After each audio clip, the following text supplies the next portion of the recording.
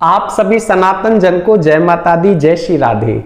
आज हम नवरात्रि के दूसरे दिन की पूजा करेंगे, तो देर ना करते हुए सीधे चलते हैं पूजा का मुहूर्त क्या है।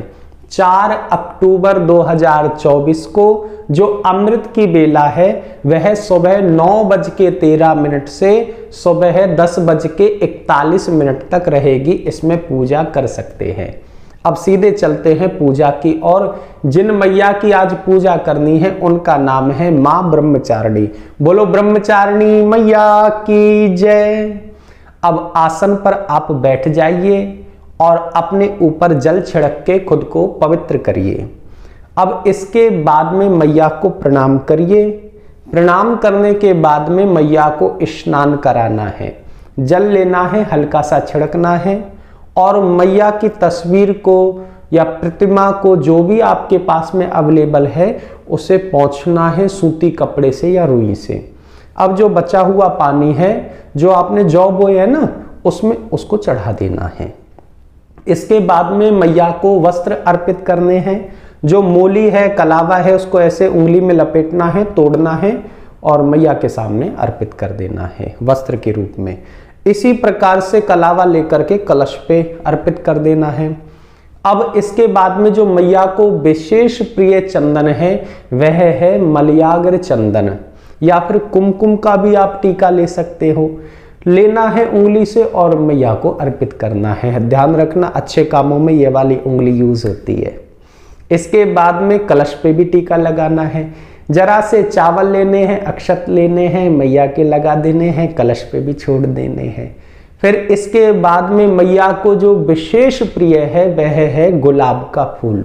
गुलाब के फूल की माला बनानी है या मार्केट से मिल जाएगी, तो मैया को अर्पित करनी है और थोड़े से गुलाब के फूल कलश पे भी अर्पित करने हैं।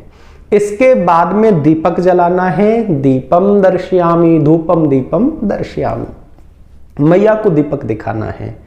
अब इसके बाद में जरा सा जल लेना है हाथ पे और हाथ धो लेने हैं। इसके बाद में जो मैया को विशेष प्रिय प्रसाद है वह है गुड़ की शक्कर, जो भूरे रंग की आती है, या फिर वो भी ना मिले तो मिश्री आप ले लेना। मिश्री धागे वाली होनी चाहिए, वैसी नहीं। वह मैया को अर्पित करनी है। फिर हाथ में जल लेना है और हाथ धो लेने हैं। इसके बाद में संकल्प करना है, क्योंकि बगैर संकल्प के पूजा का फल हमको नहीं मिलता है।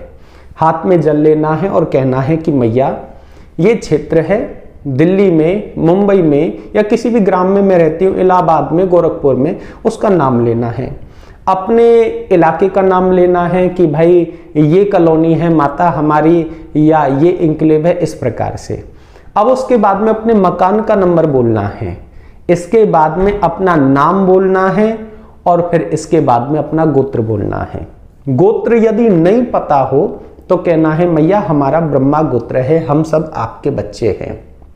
इसके बाद में अपने परिवारजन का नाम लेना है और मैया से कहना है हे माता आज नवरात्रि का दूसरा दिन है, बहुत ही सुंदर तरीके से आपकी पूजा हो रही है। मैया करने वाली तो आप हो, हम क्या करेंगे, हम तो बड़े तुच्छ हैं, अबोध हैं, नादान हैं, मूर्ख हैं, हम कुछ भी नहीं जानते। मैया जो भी पूजा हो रही है इसी प्रकार से यह चलती रहे, सुंदर तरीके से सुचारू रूप से हम आपकी पूजा करते रहें। आपके चरणों में बारंबार प्रणाम है। हमारे परिवार के ऊपर, समस्त संसार के ऊपर अपनी कृपा बरसाए रखें मैया, आपके चरणों में फिर से बारंबार प्रणाम है। इतना कह करके वह जल मैया के चरणों में अर्पित कर दीजिए।